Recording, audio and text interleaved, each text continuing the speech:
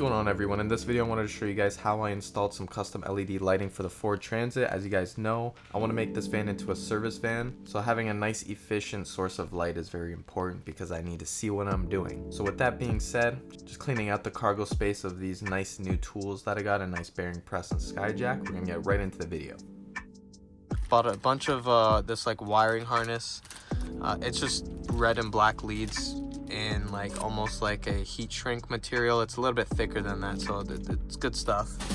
And then we got the 4-piece light bar. I only got 4 because I wanted to make sure these were actually decent before I decided that, okay, these are the ones that I want to go with.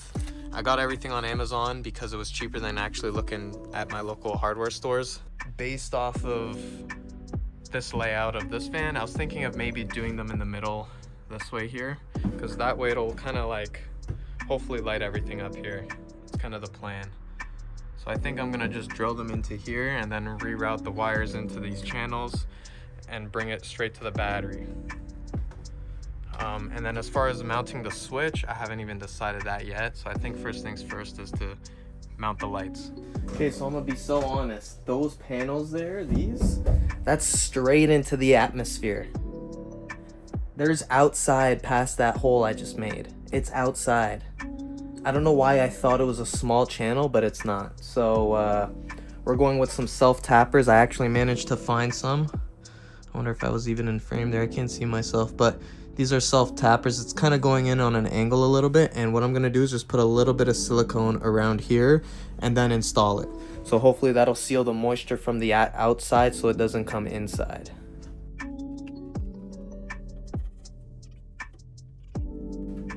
I don't know if you guys can see, I'll show you it after, but that is decent right there.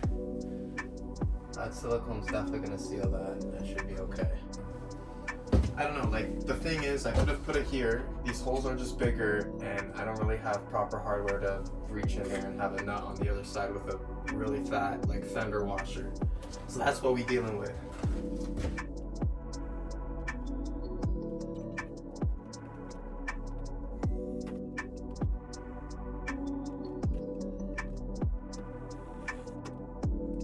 So as you can see, silicone on the other side of the bolt.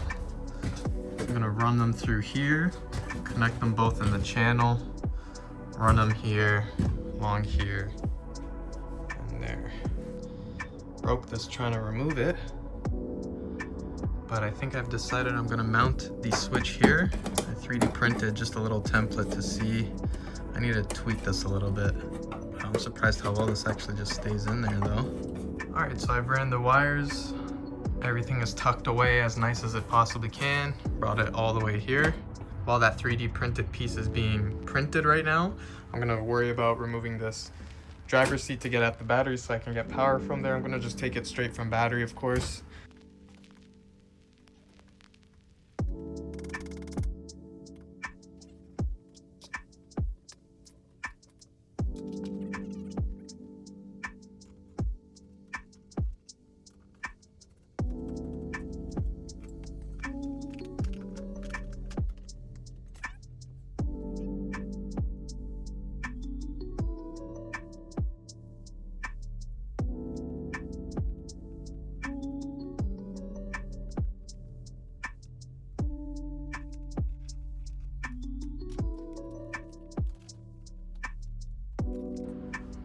It's gotten pretty dark out here, but I finally got the wire from the battery positive all the way up here. I want to test to make sure that these lights are working, and we got power to here to the lights, and then we got a ground.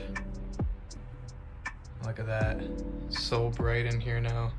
I thought I was gonna need more of these, but that is perfect. Oh, and also if you guys are doing this, place the fuse as close as you can to the battery. That way it protects more of the wiring harness, because shorts near the battery will create a lot of heat, melt the wires. So if you have this as close as you can to the battery, it ensures just that extra protection. All right guys, so this is the design that I've come up with here. Basically how it works is there's a little slot. It's kind of hard to see, but you slot that in first. You push up against it, where back here will kind of cover the top part, and then at the back here there's just this little switch. It's kind of hard to see. You You just push up on it to the left or to the right, and it locks it in place. That way it just stays there. And I'm gonna try doing this quick because it is very, very cold today. Hits any of these switches here, this kind of style.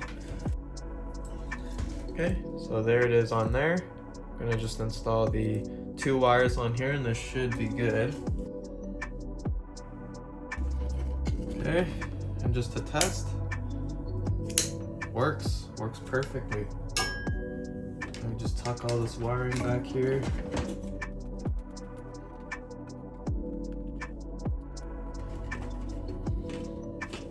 There you have it. It's not gonna come out. As you can see, I'm trying to move it. Of course, it might move around like this, but it's not gonna come off because of this blocking little mechanism that I got here. So if I turn it on, turn it off. Okay, so here's the lights complete. A little bit of hanging wires here, but honestly, this looks great. I get what I need from it, which is good lighting. Switch works amazing, as you can see.